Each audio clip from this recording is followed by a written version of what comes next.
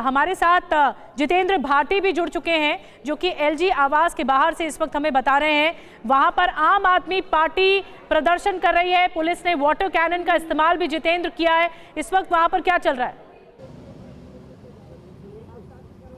बिल्कुल, देखिए, नए साल का सूर्योदय से पहले कुछ ही घंटे पहले जो एक परिवार का सूर्यास्त हो गया, जिसने भी इस घटना को सुना उसका दिल भरा है। आम आदमी पार्टी भी यहाँ पर पहुंची है। आम आदमी पार्टी के विधायक कुलदीप हमारे साथ हैं। कुलदीप, किन मांगों को लेकर आप थे? इस्तीफा मांग रहे हैं एलजी का।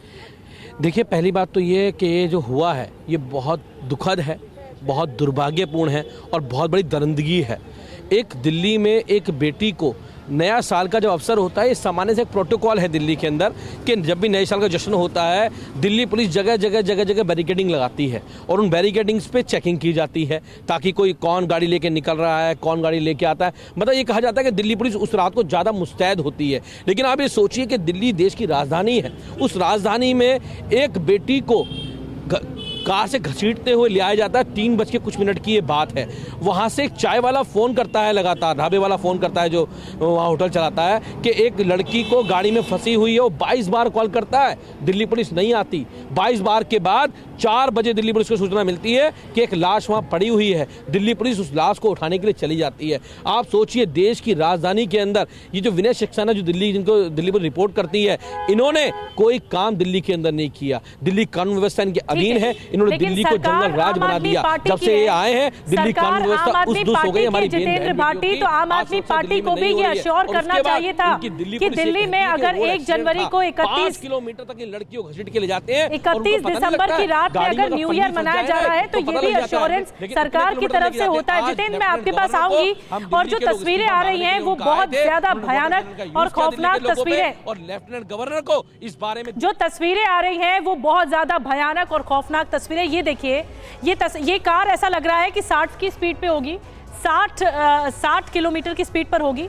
और ये देखिए, कार स्लो है, लेकिन अगर आप देखेंगे तो कार के पहियों के नीचे ये जो लड़की है वो फंसी हुई है, कार में फंसी हुई है। और फिर उसके बाद एक आपको एक कुत्ता भी नजर आ रहा है यहाँ पर, जो कि कार के पीछे अचानक से ये दौड़ता हुआ भी है, लेकिन यहाँ पर फिर रुक जाता है। और उसके बाद ये कार बहुत स्लो मोशन में आ रही है। ऐसा हो नहीं सकता, ये संभव नहीं है कि ये ऐसा हो नहीं सकता। जो कहा जा रहा है कि म्यूजिक चल रहा था कार के अंदर और सुनाई नहीं दिया, ये भी नहीं समझ में आया कि कोई फंसा हो सकता है। इतनी स्लो मोशन में गाड़ी चल रही है। देखिए, ये स्लो मोशन में गाड़ी टर्न ले रही है, ये टर्न ले रही है और उसके बाद यहाँ पर नीचे लड़की फंसी हुई है। क्या इन लोगों को समझ में नहीं आया होगा कि कोई अंदर फंसा हुआ है और तुरंत कार रोक दी जाए? ये दलील नहीं समझ में आ रही, इसीलिए सवाल ज्यादा खड़े हो रहे हैं इस घटना को लेकर कि आखिर इसकी मंशा क्या थी। एक बार हम फिर दिखाते हैं तस्वीरें आपको, एक बार हम फिर से दिखाते हैं। ये देखिए, ये कार टर्न ले रही है और उसके बाद कई सवाल खड़े हो रहे हैं। और आपको बता दें कि TV9 भारतवर्ष पर कंझावला की घटना को लेकर चश्मदीद सामने आए हैं और RML हॉस्पिटल में पोस्टमार्टम होगा लड़की का। परिवार वालों को लड़की का जो शव है वो दिखाया गया है। बहुत दुखद घटना, दिल दहला देने वाली घटना। परिवार के लिए बहुत मुश्किल समय होगा, लेकिन परिवार वालों को लड़की का शव दिखाया गया है और अब पोस्टमार्टम RML अस्पताल में किया जाएगा। इस घटना के बाद कई संगीन सवाल खड़े हो चुके हैं कि आखिर ये आरोपियों ने, 5 आरोपियों को हालांकि रिमांड पर भी भेज दिया गया है। 3 दिन की पुलिस रिमांड पर 5 आरोपी रहेंगे, पुलिस पूछताछ करेगी 3 दिनों तक। लेकिन ये सवाल बहुत गंभीर खड़े करती है घटना कि आखिर ये किस तरह की मंशा थी इनमें, जो कार में बैठे थे सवार आरोपी। और अगर लड़की आ गई तो फिर इतने किलोमीटर तक कैसे घसीटते हुए ले गए? अगर ये कार स्लो होकर टर्न ले सकती है तो क्या समझ में नहीं आया होगा कि इस तरह लड़की उनकी कार के नीचे फंसी हुई है और उन्हें रोक देना चाहिए गाड़ी। लेकिन सुल्तानपुरी के इसी एरिया में वो घुमाते रहे गाड़ी और उसके बाद कई सवाल खड़े होते हैं। लड़की की जान चली गई और बहुत बेरहमी से लड़की की मौत भी हुई है। परिवार वालों को लड़की का शव दिखाया गया है। RML अस्पताल में पोस्टमार्टम किया जाएगा। और संजय गांधी मेमोरियल हॉस्पिटल से ऋतु हमारे साथ जुड़ चुकी हैं। ऋतु, परिवार वालों को लड़की का शव दिखाया गया है और साथ में अब RML अस्पताल में बताया जा रहा है कि उसका पोस्टमार्टम किया जाएगा।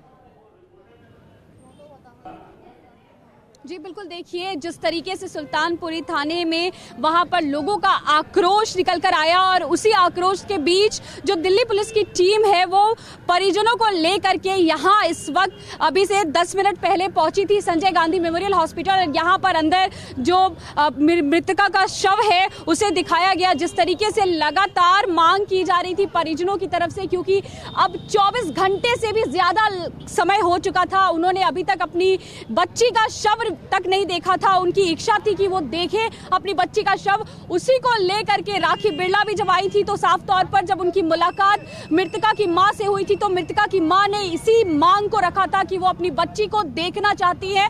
और वही इस वक्त हुआ कि उसी को यहाँ पर दिखाने के लिए जो परिजन है उनको उनकी बच्ची का शव दिखाने के लिए लाया गया। शिनाख्त एक तौर पे कह सकते हैं कि शव की शिनाख्ती के लिए यहाँ पर परिजनों को बुलाया गया। शव की शिनाख्ती हो गई, इसके बाद यहाँ से पोस्टमार्टम के लिए आरएमएल अस्पताल लेकर जाया गया है परिजनों को। साथ में जो मृतका है उसकी भी बॉडी को, शव को यहाँ से एम्बुलेंस से लेकर के दिल्ली पुलिस की टीम जो है वो निकल चुकी है। तो फिलहाल जो मांग थी परिजनों की कि पोस्टमार्टम कराया जाए और उनको शव दिखाया जाए, तो फाइनली उनकी जो मांग थी वो पूरी हुई है। और साफ तौर पर जो जिस तरीके से परिजन लगातार कह रहे थे कि वो अपनी बच्ची का शव देखना चाहते हैं, वो बच्ची को एक बार अपने आखिरी बार देखना चाहते हैं। मां बार बार TV9 भारतवर्ष पर भी जब हमने उनसे एक्सक्लूसिव बातचीत की थी तो साफ तौर पर यही कह रही थी कि वो अपनी बच्ची को देखना चाहती हैं। एक नजर भर मां जो है अपनी बच्ची को एक आखिरी बार देख लेना चाहती थी।